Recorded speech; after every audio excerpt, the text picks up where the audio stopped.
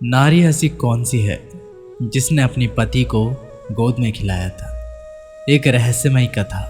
जय श्री कृष्णा मित्रों, स्वागत है आप सभी का हमारे YouTube चैनल इंटरनल ज्ञान में। दोस्तों, आज का प्रसंग बहुत ही ज्ञानवर्धक एवं रोचक है और रहस्यमयी भी है। आज हम इस वीडियो में बात करेंगे एक ऐसी नारी की जिसने अपने पति को गोद में खिलाया था। जानते हैं उस नारी के बारे में इस वीडियो के माध्यम से, परंतु हमारी वीडियो की समाप्ति तक बने रहे।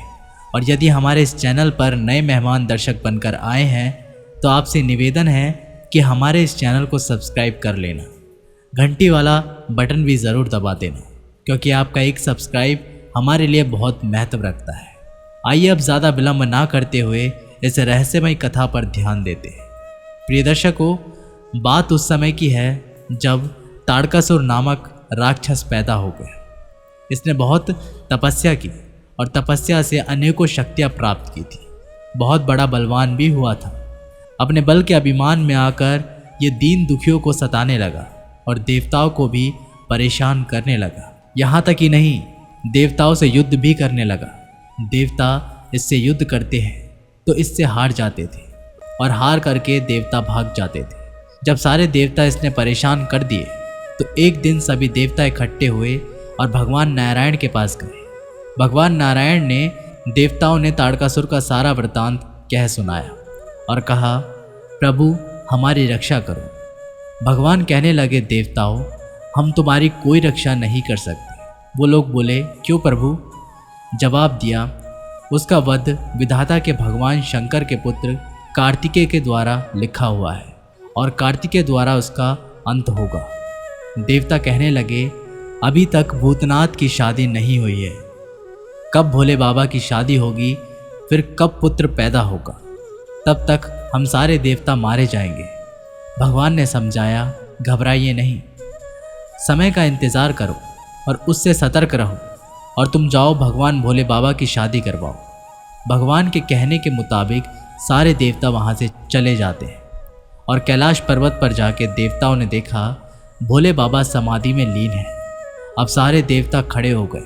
समाधि खुलवाने के लिए भूतनाथ की कोई आगे नहीं बढ़ रहा था, क्योंकि इस बात का सबको डर था कि अगर भूतनाथ की समाधि खुलवाई, दोनों नेत्र खुले और कहीं तीसरा नेत्र खुल गया तो जैसे ही हम लोगों के ऊपर दृष्टि पड़ी तो बेमौत मारे जाएंगे। इसलिए देवता भयभीत हुए, खड़े हुए थे। दोस्तों, विचार विमर्श करने के बाद में देवताओं ने कामदेव से कहा, कामदेव तुम जाओ और भूतनाथ की समाधि खुलवाओ। कामदेव कहने लगा, देवताओं ये निश्चित है, अगर मैंने समाधि खुलवाई तो हमें मरना आवश्यक पड़ेगा, क्योंकि तीसरी नेत्र खुलेगा और उसकी दृष्टि पड़ते ही हम भस्म हो जाएंगे। हमारी पत्नी का क्या होगा, मेरे बच्चे का क्या होगा? देवताओं ने समझाया, ये कोई ज़रूरी नहीं है कि तुम भस्म हो जाओ, ये कोई ज़रूरी नहीं है कि भगवान भूतनाथ की तीसरी नेत्र खुल जाए, नहीं भी खुल सकता है। और तुम्हारे मरने से अगर धर्म की और देवताओं की रक्षा होती है तो ये तो बहुत अच्छी बात है। परिणाम यहाँ तक हुआ कि देवताओं ने समझा बुझाकर कामदेव को आगे बढ़ा दिया। दोस्तों, अब कामदेव भोलेनाथ की समाधि खुलवाने के लिए आगे बढ़ा। पास में जाकर के अपनी लीलाएं दिखाने लगा। वहाँ बगीचा सुंदर सा खिला दिया। सुंदर सी फुलवारियाँ लहरा रही हैं, पुष्पों पर भंवरे खिलौरे मार रहे हैं। ऐसा लगता है कि उस जगह पर चंद्रमा पहरेदारी कर रहा हो। नतीजा यहाँ तक हुआ, कामदेव ने एड़ी से चोटी तक का ताकत लगा दी, लेकिन भोले बाबा की समाधि खुलवाने से असमर्थ रहे। जब सारे उपाय किए, कोई उपाय उसका कामयाब नहीं हुआ।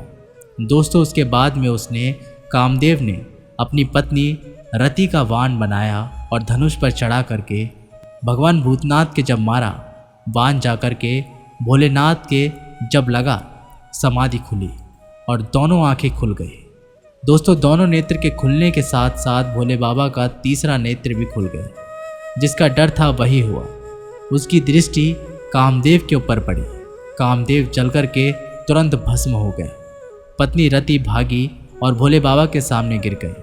हाथ जोड़कर के कहने लगी, हे प्रभु आपने मेरे पति को मार दिया, अब मैं बिना पति के कैसे रहूँगी, कहाँ जाऊँगी? क्योंकि बिना पति के इस दुनिया में स्त्री की कोई इज्जत नहीं होती है। मैं बिना पति के कहाँ रहूँगी, कहाँ जाऊँगी? प्रभु हमें कोई रास्ता बताओ। भोले बाबा कहने लगे, रति घबराइए नहीं, समाज की नज़र में तुम्हारा पति मर तो गया है, लेकिन मैं तुम्हें ये वरदान देता हूँ कि तुम्हारा पति अमर रहेगा, परंतु ये दिखाई नहीं देगा। हर इंसान में, हर प्राणी में ये विद्यमान रहेगा, चाहे वो पुरुष हो, कोई भी जीव हो, चाहे स्त्री हो।